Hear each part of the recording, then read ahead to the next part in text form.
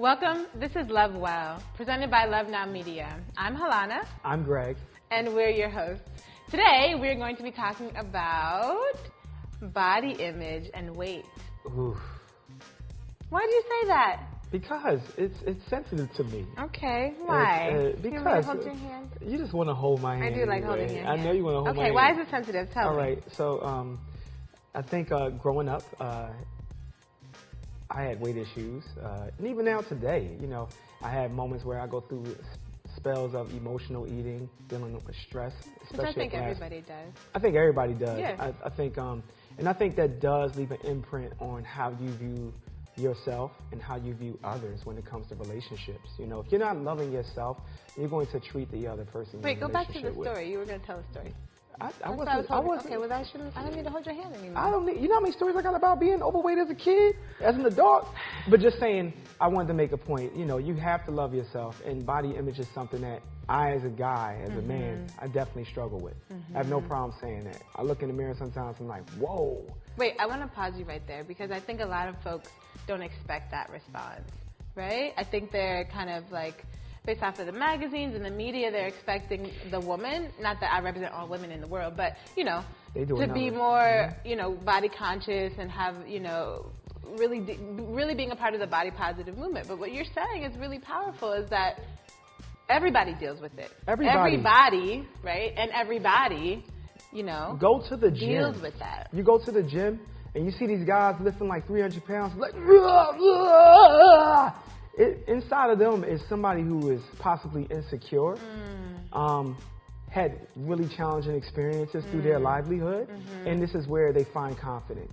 They get territorial about their body and they want to take up space. That is power. That is a reflection of capitalism in some way. You take land, you build up your body to take up space. There is a direct correlation with that. I don't need a scientific study to tell me that. I know from experience what it's like to be obsessed and addicted to the gym, to bench press 325 pounds, to have my shoulders hurt all for the sake of insecurity. So dealing with the body image challenge and how you gain weight and how you fluctuate off and on. And I've been, you know, I used to eat meat a lot, and then I changed my diet and went to vegetarian, pescatarian, and now, you know, making the transition more into a vegan lifestyle. And I have to even question my own self. How much of that is about loving myself versus maintaining health and wealth when it comes to how my body and how my organs function. I want to live past 100. So when I look at it from that perspective, I'm like, oh, I should eat healthy. But then a part of me has to ask how much of this is about you keeping your waistline at 34, 35. Because they say over 38 and going towards 40 is when you start clocking towards obesity.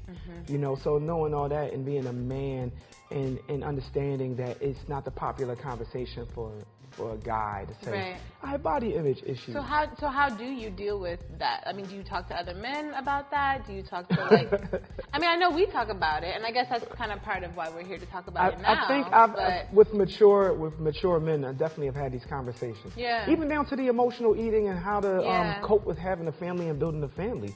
You know, we don't have a family yet. We're 3 months out from being married, and we do talk about children. But when the children come, it's going to change the game. Yeah, you know, you think we indulge in emotional eating now? Wait until there's one or two or three of us running around that look like you and they're screaming when they bottle or they want to watch TV, and we like, no, you can't have an iPad until you're 10. You know what I'm saying? Wait until those times come, because it's going to change the landscape in how we function in life. Because it's not going to be about us anymore. It's going to be about them. Yeah. You know? I think emotional eating is something I've definitely dealt with. I was an athlete for most of my childhood, so I never really connected like what you eat to how you look. It was to me more so about like how well I performed, either playing basketball or playing volleyball or running track. So I really ate for nutrition, to be honest, and honestly, it's all my mom's upbringing. She made sure we ate a bunch of fruits and vegetables. Like if we ordered Papa John's pizza, we weren't allowed to eat it in the car. We had to wait till we got home. We had to get a plate. We only could have 2 pieces. We had to have a half a plate of salad. I mean, it sounds crazy now, but that's the lifestyle that I live, and it makes it so much easier to like maintain a balanced, you know, at least a balanced nutritionally dense diet.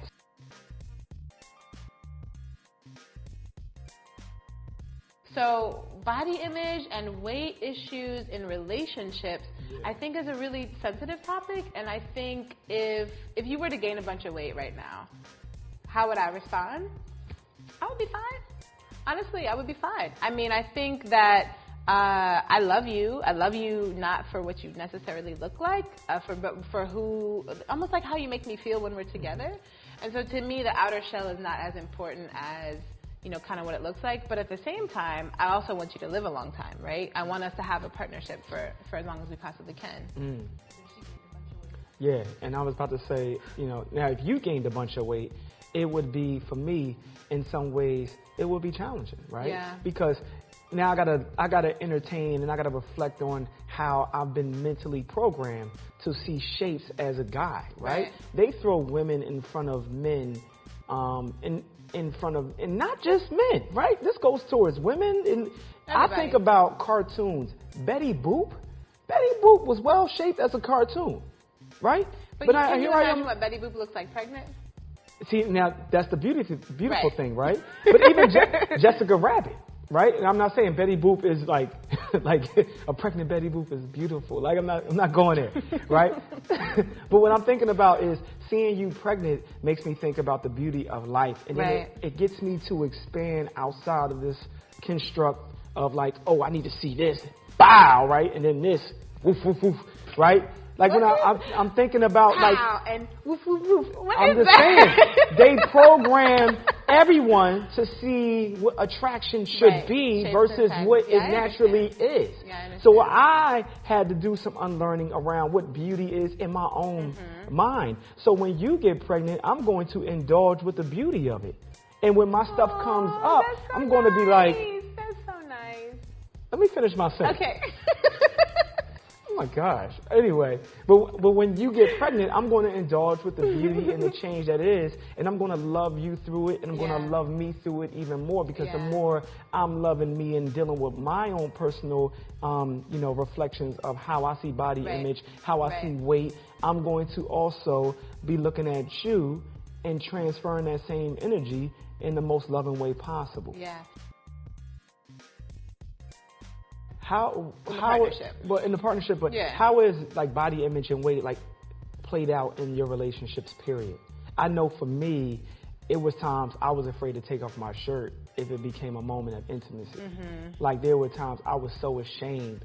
I was like, man, I don't know if will she want to even be with this?